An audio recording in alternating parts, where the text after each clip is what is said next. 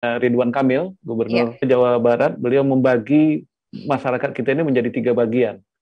Yang pertama yang tidak percaya sama sekali, yang kedua percaya tetapi tidak patuh, yang ketiga itu yang beradaptasi, dia percaya dan patuh. Yang paling banyak yang nomor 2, yang dia Percaya. percaya tapi kurang patuh. Dia tahu dia tapi ya sudah jalan. Nah, yang nomor 1 tadi yang tidak percaya ini relatif sedikit, tapi vokalnya bukan main. Jadi melebihi yang 2 dan 3 ini. Jadi dia mengisi media sosial semuanya karena dia memang apa namanya cukup agresif untuk meyakini bahwa ini tidak ada gitu. Betul. Dok, Iya, eh, untuk yang poin kedua, percaya tapi tidak patuh, itu kan juga seperti halnya mereka gembar-gembor, kita percaya vaksin, tetapi kemudian tidak mau vaksin. iya, iya betul. Ya, termasuk yang itu. Gimana upaya ID deh, boleh dibilang seperti Iya, itu, untuk iya bisa membuat orang patuh dan percaya vaksin? betul. Eh, ID dia hanya punya kekuatan moral gitu. Dia tidak bisa memaksakan, tidak bisa, jadi hanya bisa menyerukan ya. Jadi dalam setiap pertemuan kita dengan pasien, dengan masyarakat, kita akan menyampaikan ini. Kita berterima kasih sekali dengan Tribun dan Sripo ini diberi kesempatan kita karena dengan hubungan dengan media yang baik, mudah-mudahan informasi yang kita sampaikan itu bisa tersampaikan ke masyarakat luas. Kita tidak pernah bosan gitu. Apapun yang terjadi, kita akan memberikan apa yang sebenarnya terjadi gitu. Jadi masalah siapa yang boleh, siapa yang tidak boleh divaksin. Karena bagi yang tidak ingin divaksin, dia punya penyakit sedikit pun dia sudah mengeluh, oh saya tidak bisa, saya tidak boleh. Gitu. Padahal di lain pihak, itu sudah ketentuan WHO, sebetulnya semakin banyak kita komorbid, penyakit kita diprioritaskan untuk vaksin. Karena kita sangat rentan untuk tertular ini. Jadi sama dengan orang-orang yang cuci darah, pada awalnya itu tidak kita izinkan, sekarang diwajibkan, malah diprioritaskan. Karena takut kita nanti kalau dia ketularan, yang lain juga akan ikut tertular. Gitu. Jadi sekali lagi memang ilmu ini terus berubah.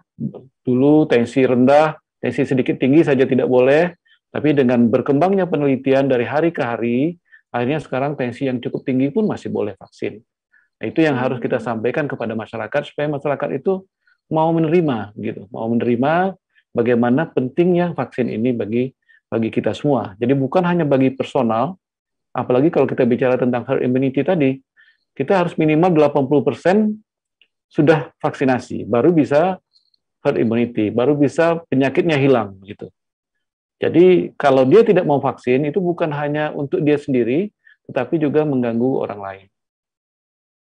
Oke, Dok, tadi kan Anda bilang ketentuan WHO semakin banyak penyakit komorbid pada diri seseorang itu mendapat Ya, prioritas utama untuk divaksin. Tapi betul. mengapa ketentuan WHO ini tidak sampai secara penuh di masyarakat? Iya, jadi sebetulnya kalau kita eh, telaah baik Kementerian Kesehatan maupun ID ataupun organisasi-organisasi perhimpunan di bawah ID itu sudah menyampaikan informasi ini sebetulnya. Jadi dari waktu ke waktu itu ada buku acuannya itu disampaikan semua ke masyarakat dan saya sering melihat itu di media sosial. Tapi karena faktor keengganan tadi, biasanya kita lebih memilih berita yang kita setuju gitu. Betul, Ya, itu masalahnya. Jadi, betul sekali. ya, saya tidak yakin acara kita ini ada yang mau dengar, sudahlah COVID gitu ya.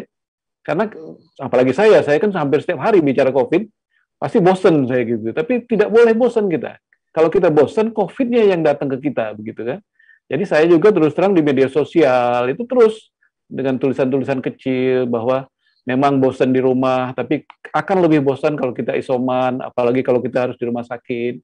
Memang sesak kalau kita pakai masker begitu, tapi akan lebih sesak kalau kita kena COVID.